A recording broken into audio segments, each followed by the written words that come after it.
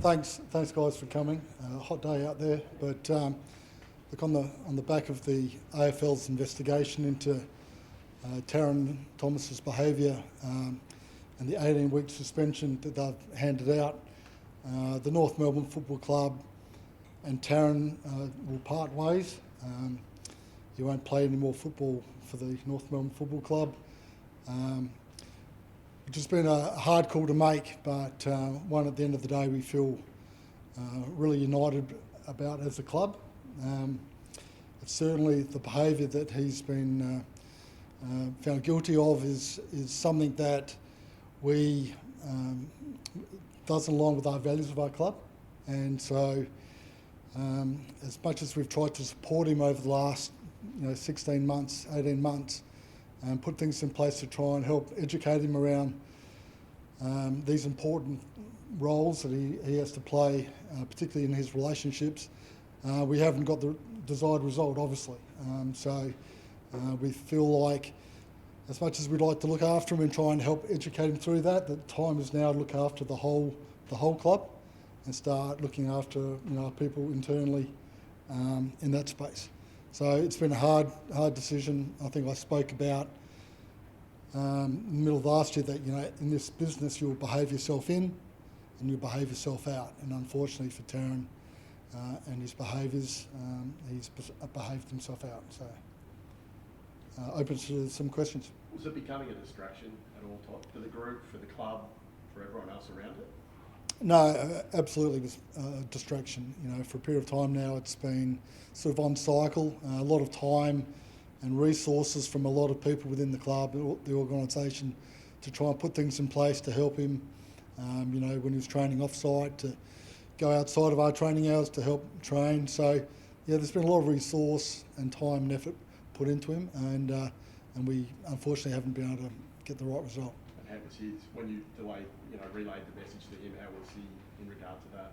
Yeah, no, it was a hard conversation to have, obviously, but I think on the back of a lot of the conversations we had through the middle of last year about his behaviour, that if we didn't see some changes, that he was skating on really thin ice. So I think on the back of the findings, the suspension, I think he saw the writing on the wall. You say it was a tough decision, but you've warned him stridently previously. So when the fresh allegations arose, was it actually a simple decision then? Well, it did really become a simple decision. We tried to put in things to help change that behaviour. We made it very clear that it was unacceptable, and that if it did occur again, that he'd be skating on really thin ice. And that's, as I said, we had the conversation about behaving yourself in and behaving yourself out, and that's what's happened. Is there anything you could have done differently?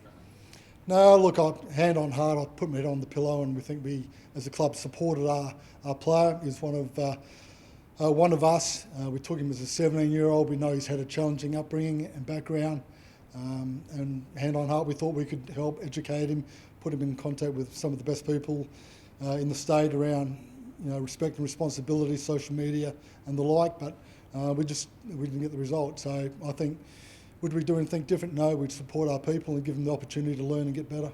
Was he angry, emotional when you wrote the news story? No, not emotional. It was just pretty matter of fact and understood that he'd put himself in this position. What was an ongoing AFL Integrity Unit investigation? North wasn't looped in terms of what the allegations were. Have you now had the chance to look at those allegations in depth? Like, do you know exactly what was leveled? Now on some of those allegations, but out of respect for the victim, we won't go into any detail on those. But it's in the same bucket that it's respect and responsibility, the language to women, and relationship issues. So you have seen those allegations, or you've just got a better idea based on what? I haven't seen a fair few of the allegations yet. From a club perspective, over the past 16 months, but also before, has there ever been concern having Tarryn in the same building as a big women's program? No, we've had lots of conversations from a football department, football club. We've tried to keep our staff and our AFLW program abreast of all the allegations and conversations and how we're managing those programs, and the club as a whole, we're very comfortable of our decisions we made. Todd, what is it, do you think, that Tarryn didn't understand? I don't want to go into, I can't read into Tarryn's mind, but there's certainly, from my point of view, there's two Tarryns. There's the one in a relationship that he has some troubles in dealing with relationship issues.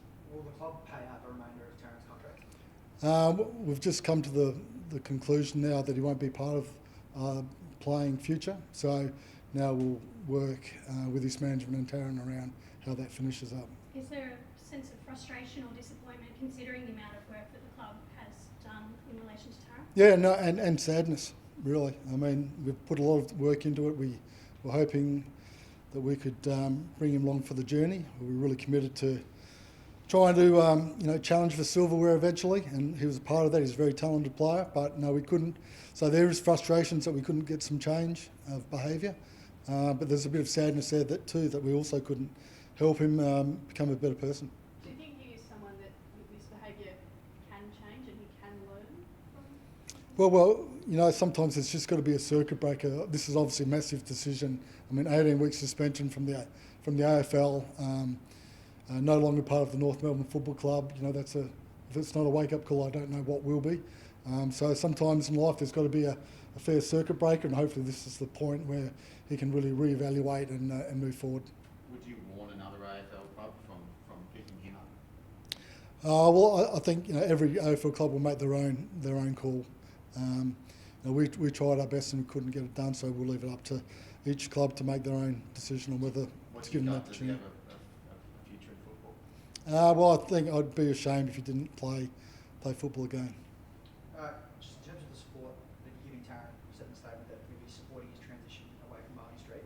What does that look like, and how much involvement will he actually have at the club as he transitions away? Yeah, well, really our number one concern now is his mental health and well-being. This is a monumental decision and time in his life, so we've put a lot of things in place around his mental health and well-being to make sure he's really well supported from our psychiatrists, our club doctors, and our Indigenous Development Manager, and Corey Marnott, who looks after our player development as well. So he will have access to all those resources for a period of time, for as long as he'd like, in that transition period out of the club. Given the severity of these allegations over at him, and it's meant that his days here are over, was there ever consideration given to maybe sending this across to Victoria Police and taking it out of the AFL and the club's hands? Well, that's certainly not up to the club. That's up to the person that put it in the hands of the AFL. She would have had that opportunity. Is there a sense of relief now, Todd, that you can move on? Well, I think as much as we don't look past, this is an opportunity for us to continue to build something really special. We think we're putting a lot of building blocks in place around where we want to go and our culture. The culture is such an important part of it. As I said, the behaviours that Tarryn was exhibiting over a period of time didn't align with where we're going as a club. And so to move forward on that cultural piece is really important. Sometimes it's easy to talk about culture, but making decisions that line up with your culture and those decisions are tough, and we've made a tough call that's in the best interest of us moving forward. What happens from a list situation now if Tarryn wants to play for another club next year? Or, and obviously would be next year given the extent of time. Have you got any clarity on that yet, Todd? No clarity at this point. So once again, that'll be part of how we exit the final part of his contract now.